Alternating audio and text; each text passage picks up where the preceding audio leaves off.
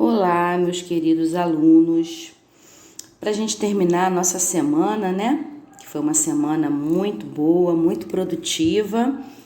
Vamos abrir nosso livro na página 160 e dar continuidade, né, ao capítulo, o segundo capítulo, falando ainda sobre os relevos brasileiros, em específico aos relevos, né? Que são planaltos, depressões e planícies. Então, nós temos aí uma imagem, que lógico, né, essa imagem aí, ela é uma imagem ilustrativa, isso não significa que a gente consegue encontrar em uma imagem só todos os relevos, né, como está aí o planalto, a depressão e a planície juntos, né, isso é apenas uma imagem. Então, vamos falar sobre os planaltos, as depressões e planícies e suas características, tá? Os estudos mais recentes sobre o relevo brasileiro classificam suas formas em 3 grandes unidades, que são elas: planaltos, depressões e planícies. Planaltos caracteriza como superfícies com altitudes superiores a 300 metros, com muitas formas irregulares e em processo de desgaste de erosão, né? Então, tem altitude aí de 300 metros, planalto, né? O próprio nome no final está dizendo altos, né? Relevos altos. Depressões, superfícies geralmente inclinadas com altitudes entre 100 e 500 metros, porém mais baixas e mais planas que os planaltos vizinhos. Predominam nelas processos erosivos com desgaste das formas do relevo. E planícies, superfícies planas com altitudes inferiores a 100 metros que estão em construção, recebendo mais sedimentos do que perdendo. Passam por processo de sedimentação. Então, nós vamos observar aí a gravura dessas 3 unidades de relevos, né? Conforme eu falei, vale reforçar que a ilustração tem apenas o objetivo de exemplificar as unidades do relevo. Na realidade, concretamente, são muitas possibilidades de arranjo na superfície terrestre, sendo impossível apresentar todas elas. Portanto, nem sempre se encontram em uma mesma paisagem as 3 unidades do relevo brasileiro: planalto, depressão e planície, lado a lado, conforme eu falei, né? Essa imagem é apenas ilustrativa, não significa que você vai encontrar as 3 unidades, né, em um lado a lado, tá? Por favor, não deixem de assistir os vídeos, tá? Os vídeos vão complementar toda essa nossa aula, combinado?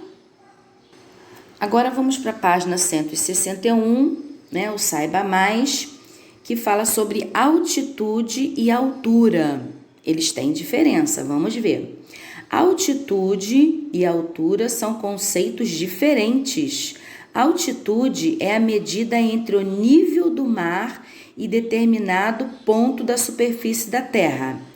Já a altura é a medida de qualquer objeto, pessoa ou animal, considerando-se a distância desde a sua base até seu topo, sua parte mais alta. É quando a gente toma altitude, né? A altura é quando a gente mede, né? Desde a ponta da nossa sola dos pés até a cabeça, tá? Então, nós temos aqui uma ilustração, vocês percebam, né? Ela tem o nome aqui, mar, a altitude aqui que tá 322 metros, né? Desde a parte do mar até o cume. E nós temos a altura aqui, né? A altura dessa montanha, né? Isso, dessa gravura, tá? Aí nós temos aqui a parte do nível do mar. Aí tá perguntando assim, ó, qual é a altitude do maior cume representado na figura? Pela numeração é fácil, né? Qual é a altura entre o ponto A e o maior cume da figura? E 3. Para determinar a altitude do cume, a medição considerou qual referência como o ponto mais baixo. Então, qual foi a referência? Também está aqui na imagem, tá? É só observar com atenção. Há muita variação de formas e também dos tipos de rochas presente em cada uma dessas grandes unidades de relevo que nós falamos, né? As planícies, por exemplo, foram formadas por diferentes processos. Os 2 tipos de planície mais comum no Brasil, de acordo com o processo de formação, são planícies costeiras e planícies de inundação. Vamos ver cada uma delas e suas características, né? Planícies costeiras são terras baixas situadas ao longo do litoral, resultante da acumulação de sedimentos marinhos aluviais trazidos pelos rios, tá? E planícies de inundação formados por sedimentos depositados pelos rios durante seus períodos de cheia. São os fundos de vale e margem dos rios. Agora indo para a página 162, continuando, né, com as nossas explicações, agora nós vamos falar sobre e as montanhas. No Brasil, não há formação de unidade de relevo que caracteriza as montanhas de dobramento, isto é, as montanhas que se formam pelo dobramento de rochas no encontro de placas tectônicas, que nós já vimos lá na página 144, né? Que fala sobre a formação do relevo, né? É só vocês derem uma olhadinha, uma lida, né? Falando sobre as estruturas do relevo que foram criadas pelas forças internas da Terra, como os terremotos e os vulcões, né? Então, nós temos aqui a imagem, né, da Cordilheira dos Andes, tá? Os planícies centrais, o Rio Paraguai, tá vendo? Então, aqui, ó, as estruturas que formam o relevo brasileiro são muito antigas e em milhões de anos já sofreram muitas transformações. Essa é uma das explicações para o fato de não existirem montanhas no território brasileiro. Há, porém, dobramentos antigos, trechos da superfície terrestre que foram dobrados devido às forças internas da Terra, que ocasionam formas de relevo acidentado no Brasil, mas com altitudes bem inferiores àquelas de grandes montanhas de dobramento atuais, né? O que é um dobramento? Enrugamento da crosta terrestre por causa da pressão exercida pelas placas tectônicas, placas de rochas, que se movem no sentido horizontal, tá? Indo para a página 163, nós vamos dar continuidade com o tema Formas do Relevo Brasileiro e Ação Humana. Até que ponto, né, a ação humana ele altera, né, os relevos? Vamos lá. Com muitas ações, né? O ser humano tem tido ações, inúmeras ações, que está alterando os nossos relevos. Vamos lá. Como não existem no Brasil relevos de grande altitude, como as altas montanhas, quase a totalidade do território nacional é passível de ocupação humana. O que ele quis dizer? Ele quis dizer por as montanhas, né, não serem muito altas, as pessoas começam a ocupar de alguma forma. Entretanto, existem áreas em que a ocupação para moradia, prática da agricultura ou construção de estradas, por exemplo, deve ser evitada em razão dos potenciais riscos à vida humana ou por causa da necessidade de preservação de ambientes naturais muito sensíveis e importantes para a manutenção do meio ambiente e da qualidade de vida, né? Então, as pessoas vão alterando, né, para suas moradias ou fazendo agricultura, né, e vão ocupando esses espaços que não deveriam ocupar, não é isso? Entretanto, por desconhecimento, por falta de tecnologia e de fiscalização, por problemas sociais, né, que nós sabemos, por não ter lugar onde morar, ou por interesses econômicos, algumas dessas áreas foram ocupadas no passado, havendo ainda hoje risco de novas ocupações, né? Então, quer dizer, algumas pessoas desconhecem, né, por falta de tecnologia, de fiscalização, principalmente, né, problemas sociais, pessoas que não têm onde morar e se alojam nos lugares desses, né? Que áreas são essas? Considerando o relevo, é preciso ter muito cuidado com os dois tipos de feições, encostas e sopés de morros e margem de rios e córregos.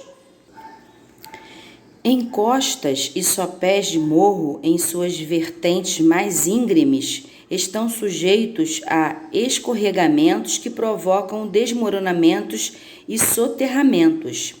As planícies, áreas mais baixas, estão, por sua vez, sujeitas a inundações em época de chuvas. A própria formação dessas áreas, muitas vezes, é consequência da inundação natural dos rios. Outras áreas que devem ser manejadas com muito cuidado são as partes mais altas dos planaltos, pois, como você irá estudar no próximo capítulo, muitas delas funcionam como caixas d'água, abrigando muita nascente dos rios. Então, nós temos aí, né, 3 lugares diferentes, né?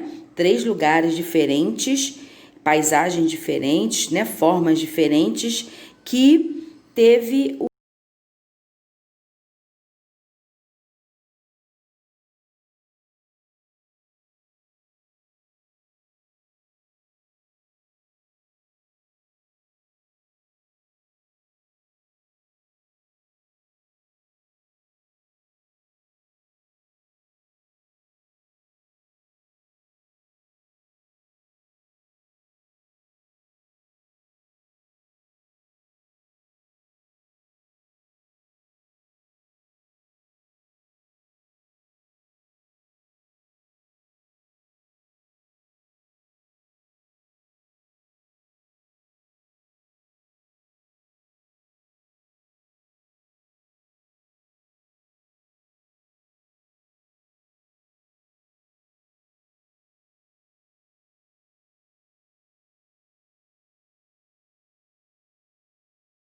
Indo para a página 164, dando continuidade ao tema, nós vamos ver aí o texto falando: há muitos bons exemplos de manejo adequado, aí nós vamos citar os manejos adequados, né? Desse tipo de relevo, como a denominada agricultura de montanha, que não utiliza intensa mecanização, planta-se observando as curvas de nível do relevo, preservando assim a vegetação natural nas nascentes e margem de rios. Muitas vezes planta-se no meio da mata a chamada agrofloresta, quer dizer, agrocultivo, né? Então eles cultivam, né? O objetivo deles é proteger a mata. Então eles vão fazendo a agricultura de acordo, né? De acordo com o nível do relevo. Eles vão obedecendo esse nível, né? E não utiliza a mecanização de forma intensa, conforme os outros que não vão respeitando, tá? Há muitos gêneros agrícolas que atingem uma qualidade maior quando cultivados em altitudes maiores, como acontece com o café, plantado nas serras de Minas Gerais, do Espírito Santo e do Rio de Janeiro. Olha a plantação de café, ó. Tá vendo? A forma que eles plantam é uma forma adequada, né? Com qualidade, aproveitando o relevo, né? No passado, durante a colonização do Brasil, as esparcas da Serra do Mar e seus morros dificultavam bastante a exploração das terras no interior do país. Os caminhos desbravados pelos indígenas e chamados de gabirus eram estreitos e sinuosos, o que dificultava o transporte mesmo a cavalo. O relevo foi mais uma razão para a ocupação humana se concentrar ao longo do litoral, pelo menos no início da chegada dos europeus. As áreas de planaltos, quando possuem rios caudalosos por meio da construção de barragem com a formação de reservatórios artificiais de água, oferecem potencial para a instalação de hidrelétricas, como você viu na foto da abertura deste capítulo, né? Então, quando nós temos aí a parte hidrográfica, né, que são de planaltos, ela favorece a instalação de hidrelétricas, não é isso? A gente não pode construir uma hidrelétrica se o rio for um rio plano, né? Nós temos que ser um rio de planalto para ter forças para isso, tá? Aqui está dizendo que as escarpas, né, são declives muito acentuados de terreno, provocados por erosão. Estão situados em bordas de planaltos e serras. Apresentam característica de muralha ou parapeito. Bom, indo para a página 165, é a nossa hora de organizar, né, tudo aquilo que nós aprendemos nesse capítulo. Então, vocês vão identificar, número 1, né, vocês vão identificar as formas e as unidades de relevo na figura a seguir. Então, nós temos aí 5 palavras, né, que provavelmente deverão entrar, que é planície, planalto, escarpa, depressão, montanhas. Então, vocês vão identificar essas imagens e vão escrever as palavras aí, tá bom? E o número 2, tá assim, segundo a mais atual classificação do relevo brasileiro, vocês vão completar, tá? Com algumas palavras que provavelmente estejam lá atrás, tá bom? Lá atrás para vocês completarem esse pequeno texto aí, tá bom? Então, vamos colocar mãos à obra fazendo a nossa atividade, porque agora é a hora de organizar. Bom, indo agora para a página 166, um passo a mais, né? Vocês vão responder as questões. Número 1, você percebeu nas fotos de viagem da turma diferentes formas de relevo no território brasileiro. Escolha uma dessas imagens para descrever em detalhes e registre em que grande unidade do relevo brasileiro, né, planalto, depressão ou planície, sua paisagem está inserida. Número 2. Grande parte do litoral brasileiro é caracterizada por áreas mais planas de planícies costeiras. Explique com suas palavras como esse tipo de relevo se forma. 3. É comum em muitas cidades os terrenos localizados nas áreas mais altas, nos topos dos planaltos, por exemplo, serem mais valorizados do que aqueles localizados nas partes mais baixas do relevo. Que hipótese você propõe para explicar esse fato? 4. Que características naturais presentes no Brasil explicam a grande participação das hidrelétricas na geração de energia? E para ir além, é o momento de vocês fazerem a pesquisa de vocês, tá? Com observações e pesquisa, colete imagens de paisagens que caracterizem o relevo da região em que você vive. Descreva a formação predominante no local e como ela surgiu, especificando o agente modelador do relevo que atua sobre ela. Esse agente aí é o que? Agente humano, agente da natureza, né? O vento, a água da chuva, a água do mar, tá? E você vai registrar suas conclusões nas linhas a seguir. Então, essas imagens, tá? Não precisa ter elas para vocês colarem, não. Vocês podem só observar através das imagens, né? Das imagens mesmo pesquisando, tá bom? Mas é do local onde você vive, tá? Número 6. Você sabia que no Brasil predominam altitudes baixas? Em que o ponto mais alto do território brasileiro é o Pico da Neblina? Pesquise em livros, revista ou internet e registre no seu caderno, né, de geografia mais informações sobre o Pico da Neblina. Aproveite o roteiro para seguir para elaborar no caderno caderno o seu texto, tá? Aí as perguntas estão aí para você seguir o texto, ó. Em que região e estado é possível ver o pico da Em que região e estado é possível ver o pico da neblina? Qual a altitude do pico em metros? Ele está localizado em que unidade de relevo? Que agentes modeladores atuam sobre ele? Que tipo de vegetação predomina no local? Quem descobriu alguma outra curiosidade? Se você descobriu, você coloca aí, tá? Agora, lembrando, tá bom? O Pico da Neblina, ele está localizado no estado do Amazonas, na Serra do Imeri. Tem 2.995,30 metros de altura e é localizado sobre o Planalto Sedimentar Roraima. Os agentes que atuam em sua formação são os ventos e a água. Sua vegetação característica é a floresta tropical úmida, variando de acordo com a altitude do pico. Então, eu já te dei aí muitas chances, né? Muitas chances, né? Para vocês aí começar a formar o texto de vocês, tá? Agora, se você descobriu alguma outra curiosidade, coloque aí. Tá? Acrescente aí e registre tudo no caderno de geografia, tá? Não esqueça de colocar o cabeçalho, colocar a data e o tema da sua pesquisa, combinado? Não precisa de imagens, nenhum dos dois, tá?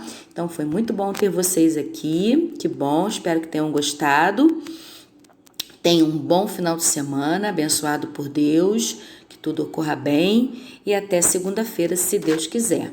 Um beijo.